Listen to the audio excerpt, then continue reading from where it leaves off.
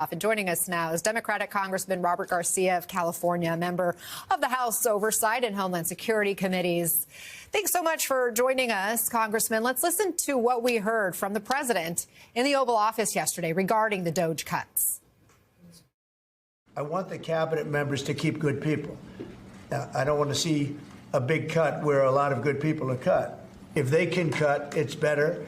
And if they don't cut, then Elon will do the cutting. Do you think DOGE and Elon Musk have been moving too quickly? No, I think they've done an amazing job. They've done an amazing job. What do you make of that? Is DOGE being curtailed or not?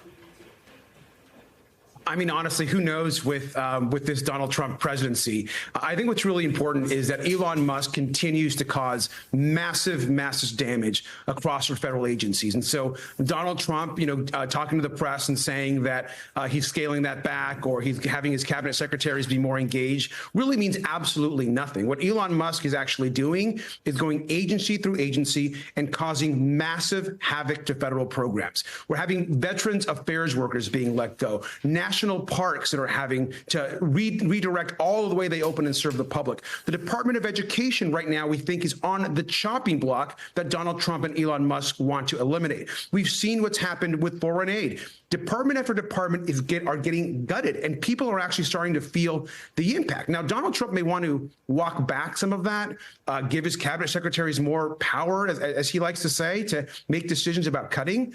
But we haven't really seen that yet. What we've seen is complete destruction on behalf of Elon Musk and Donald Trump. Let's talk about the on-again, off-again tariffs. The president said yesterday he's not even looking at the stock market. But what do you think is influencing Trump with the back and forth on the tariffs? Wall Street or Main Street or something else? Who knows? Because whether you talk to Republicans or Democrats, no one has any idea what Donald Trump is doing as it relates to tariffs. Look, I am just blocks away from the single largest seaport in the United States, container seaport, here in Long Beach and Los Angeles. The amount of chaos that is happening at America's ports right now is incredibly serious and, quite frankly, dangerous to our economy. I also chair the Congressional Ports Caucus. It's bipartisan.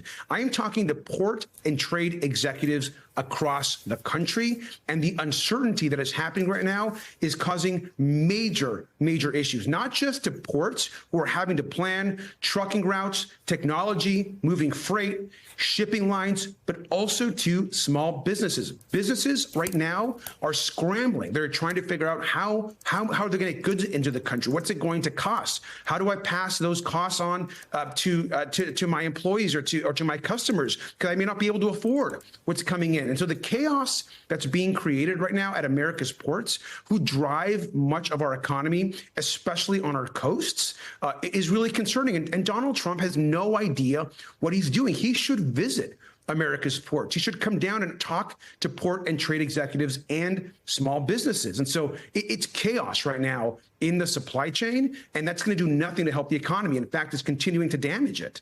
And in the meantime, he is having conversations with foreign leaders, our neighbors, Mexico and Canada. He did say the exemption that he's now implementing here, specific to Mexico, is an accommodation and out of respect for President Sheinbaum. But, of course, he's shown little love for Canada's leader. President Trump, and we know, spoke with Prime Minister Trudeau yesterday. And according to a Western government official, that call was extremely abusive on the part of the president. Here's what Trudeau said yesterday. Your foreign affairs minister yesterday called all of this a psychodrama. How do you characterize it? Thursday.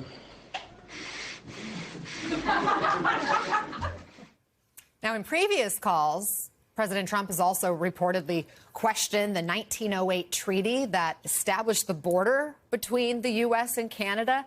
What do you make of this relationship at the moment?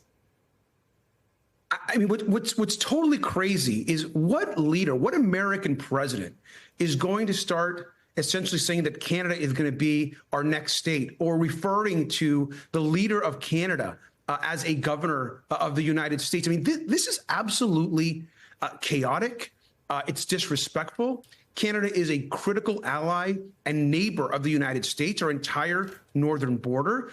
And he's treating the country, its leader, its elected leader, and the people of Canada with enormous disrespect. This is no way to treat an ally who, by the way, that we need. We need Canada for trade. We need Canada to grow our economy, for jobs, and of course to support each other with national security, with ensuring that fentanyl and the drug trade isn't growing.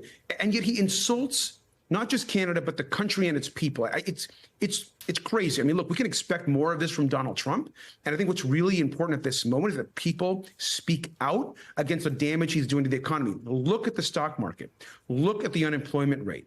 Look at the reaction from small business owners. Donald Trump is doing nothing to lower the cost of goods, which is what he said he'd do. Instead, he's launching a trade war. Congressman Robert Garcia, we certainly appreciate you speaking out and speaking with us on all these important issues. Appreciate your time. Thank you.